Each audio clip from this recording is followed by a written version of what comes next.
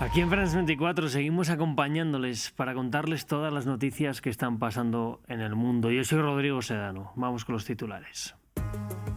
Mientras en Caracas se reunieron el director de la CIA, John Ratcliffe, y la presidenta encargada de Venezuela, Delcy Rodríguez, que no descartó un desplazamiento a la capital estadounidense, en Washington María Corina Machado ofreció una rueda de prensa y agradeció este viernes el apoyo de Donald Trump.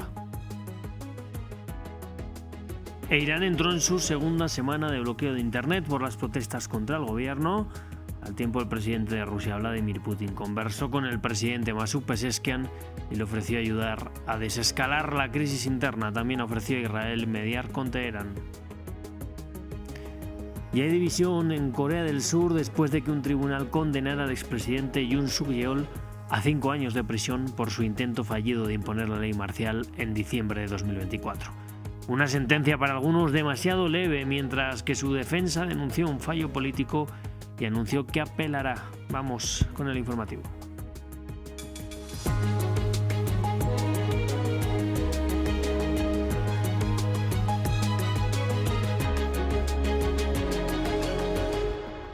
Pues vamos a abrir este informativo con la mirada puesta en Venezuela. El director de la CIA, John Ratcliffe, se reunió el jueves en Caracas con la presidenta encargada, Delcy Rodríguez, así lo informó el periódico The New York Times.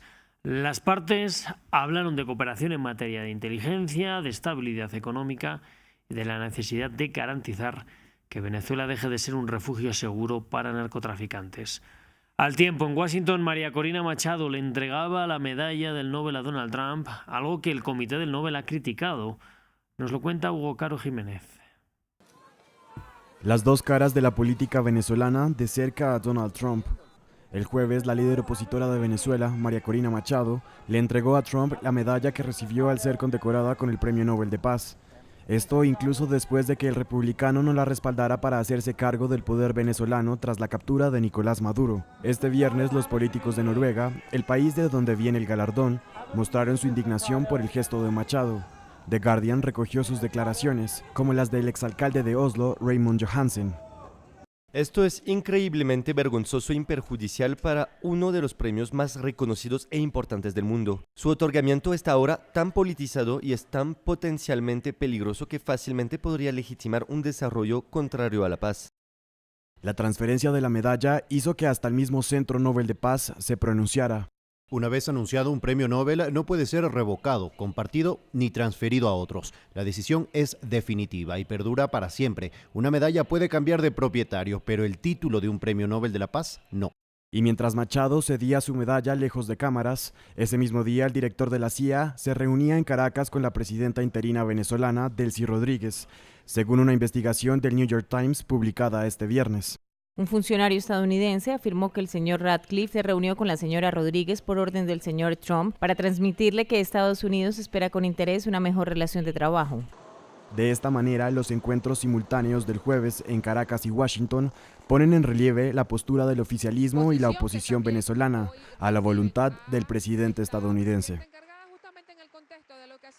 Y precisamente la líder venezolana María Corina Machado declaró el viernes durante una rueda de prensa que su país será libre con el apoyo de Estados Unidos y de Donald Trump. Machado aseguró que tienen la tarea de prepararse para tomar el gobierno cuando llegue el momento correcto. Vamos a escucharla.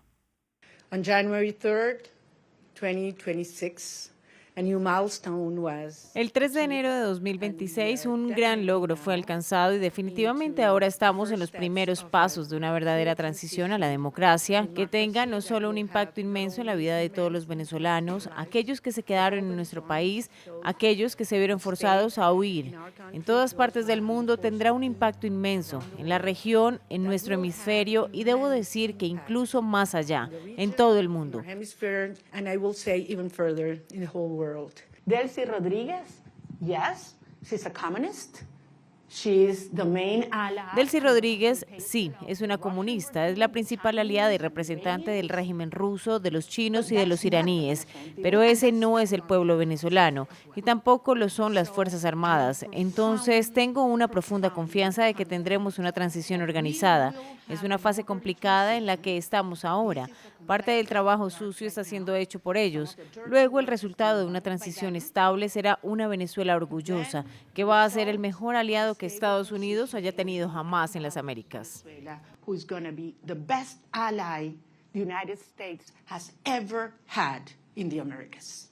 Vamos hasta Ecuador, que refuerza su ofensiva contra el crimen organizado. El gobierno de Daniel Noboa ha desplegado 10.000 militares en 3 provincias de la costa golpeadas por los asesinatos y las extorsiones, en el inicio de una operación denominada Ataque Total. Guayaquil se convierte además en el nuevo centro de mando militar en medio de una escalada de violencia sin precedentes. Para ampliar, conectamos con nuestra corresponsal Carolina Mela, quien nos ofrecerá los detalles de esta estrategia de seguridad. El gobierno ecuatoriano desplegó 10.000 militares en 3 provincias de la costa donde la violencia es imparable. Estas son Manabí, Los Ríos y aquí en Guayas, donde me encuentro. Según el Ministerio de Defensa, este despliegue marca el inicio de la fase a la que han denominado Ataque Total. El alto mando militar también empezará a hacer base aquí en Guayaquil tras la orden del ministro de Defensa de estar cerca para el control de las operaciones. La consigna que han lanzado es la cárcel o el infierno para quienes pongan en riesgo la seguridad de los ecuatorianos. Y si bien es la primera vez que se anuncia un despliegue militar de esta magnitud de 10.000 soldados, la estrategia tampoco es nueva. Inició tras el decreto de conflicto armado interno que firmó Daniel Noboa en enero de 2024. Y desde entonces la militarización de las calles ha sido la única estrategia visible y la única respuesta para enfrentar la criminalidad, que ha alcanzado una cifra sin precedentes, 9.300 homicidios en el 2025, que se traduce en una tasa de 50 asesinatos por cada 100.000 habitantes. Este dato ha resultado a pesar del permanente estado de excepción en el que están varias provincias del país y de la militarización, que está demostrando que no ha logrado contener la violencia en el país y más bien la está desplazando a otras ciudades que eran un poco seguras, como Quito, la capital ecuatoriana, que ha reportado ya varios muertos en los primeros días de este año 2026.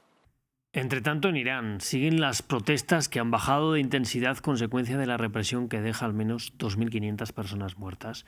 En el campo diplomático, el presidente ruso Vladimir Putin se comunicó con su par iraní y con el primer ministro de Israel para ofrecer mediación para estabilizar la situación en la región. Esto mientras Donald Trump agradeció a Teherán por cancelar al menos 800 ejecuciones programadas. Nos lo cuenta Ramiro Cue Barberena.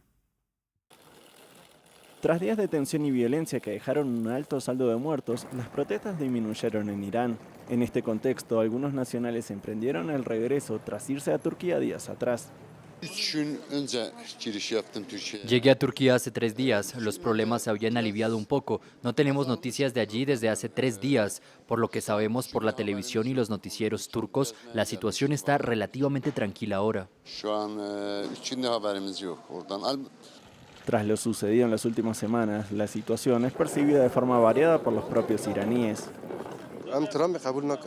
No aceptamos a Trump, pero queremos que la situación mejore en Irán.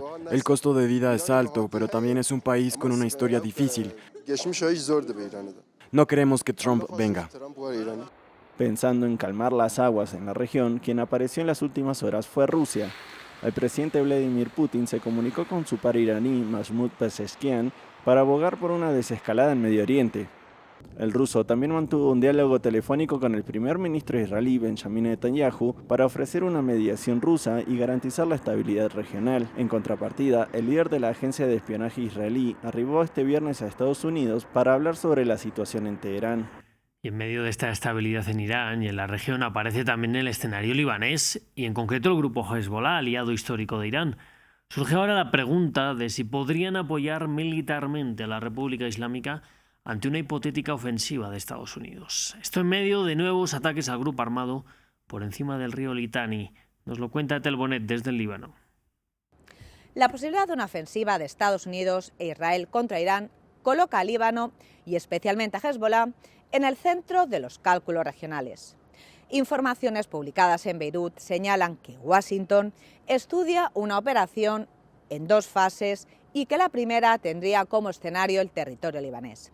Según fuentes diplomáticas y de seguridad, esta fase inicial buscaría neutralizar las capacidades militares de los aliados regionales de Teherán y en este marco Israel ha intensificado ataques contra posiciones de Hezbollah al norte del río Litani, apuntando túneles, depósitos de armas y plataformas de lanzamiento. El objetivo es impedir que el movimiento libanés pueda abrir un segundo frente en caso de una confrontación directa con Irán. Para Líbano, el equilibrio es delicado. Países que siguen de cerca la situación en Líbano intentan evitar que Hezbollah se involucre en una guerra más amplia. El mensaje es claro: cualquier intervención desencadenaría una respuesta militar israelí de gran escala sobre el territorio libanés. En paralelo, parte de la ayuda internacional prometida al ejército libanés está condicionada a los avances hacia el monopolio estatal de las armas. Conferencias previstas en París y Doha buscan preparar este escenario. Hezbollah, debilitado tras su última guerra con Israel y la pérdida de su corredor sirio, aún así conserva capacidad militar y una fuerte implementación social. Si el régimen iraní se debilita, perdería su principal aliado estratégico, pero podría ser empujado a transformarse políticamente y mantener un brazo armado reducido o entrar en tensiones internas. Así que cada movimiento hacia Irán se refleja ya en Beirut. Vamos a noticias de la Franja de Gaza, donde los palestinos levantan los escombros después de un nuevo ataque de Israel contra varios puntos del enclave que han causado la muerte de al menos 10 personas, incluidos importantes nombres de Hamas y la Yihad Islámica, y un joven de 16 años. Todo esto mientras el Comité Palestino encargado de gobernar la Franja se reunió por primera vez en El Cairo y se comprometió a trabajar para mejorar las condiciones. Vamos también con noticias de la guerra en Ucrania, porque tras los ataques rusos a la infraestructura ucraniana, el alcalde de Kiev reportó que la ciudad tiene solo la mitad de la electricidad que requiere y enfrenta su crisis energética más severa en tiempos de guerra. Recordemos que la capital es una de las ciudades más grandes de Europa del Este y necesita 1.700 megavatios de electricidad para abastecer los servicios de sus 3,6 millones de habitantes. No había habido una situación tan difícil en Kiev desde el comienzo de la guerra, y es la primera vez en la historia de nuestra ciudad que, con heladas tan severas, la mayor parte de la ciudad quedó sin calefacción y con una grave escasez de electricidad. Nunca antes había habido un desafío y una presión tan grandes sobre las infraestructuras críticas y sobre los trabajadores. Vamos hasta Corea del Sur. Allí hay división después de que un tribunal condenara al expresidente Yoon Suk-yeol a 5 años de prisión por su intento fallido de imponer la ley marcial en diciembre de 2024. Una sentencia para algunos demasiado leve. El Tribunal del Distrito Central de Seúl declaró a Yoon culpable de movilizar al Servicio de Seguridad Presidencial para impedir que los investigadores ejecutaran una orden de arresto en su residencia. Vamos a ver el informe de Maxim Pluvine. 5 años de cárcel para el exmandatario de Corea del Sur. Este viernes un tribunal condenó a Yoon Suk-yeol por obstrucción a la justicia.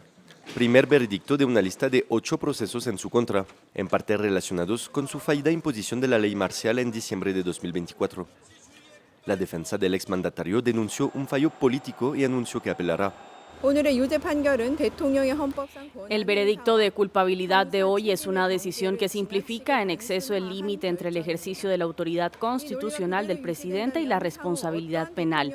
Si este razonamiento se mantiene, ningún futuro presidente podrá tomar decisiones en tiempos de crisis. Destituido en abril del año pasado, Yoon es todavía acusado de insurrección, aunque él insistió que no quería someter al país a un régimen militar prolongado, argumentos que dividen la opinión de la nación peninsular asiática. En general, cuando veo las acciones del presidente Yoon, sinceramente pienso que a nivel personal la sentencia fue un poco demasiado indulgente. Si se quiere detener a un presidente deben seguirse los procedimientos legales, pero esos procedimientos no se siguieron y todo quedó en manos de un pequeño grupo. Y como no pudieron lograrlo desde el inicio, intentaron otra vía e hicieron este juicio. Esto quedará en la historia. Es vergonzoso. Sin mucha violencia, el decreto de Yoon había desatado la mayor crisis política en Corea del Sur desde la época de las dictaduras de los años 70 y 80. La Fiscalía Especial solicitó el martes la pena de muerte, aunque el país no la aplica desde 1997. Pues de esta forma nos despedimos. Yo les invito a que sigan aquí con nosotros en France 24.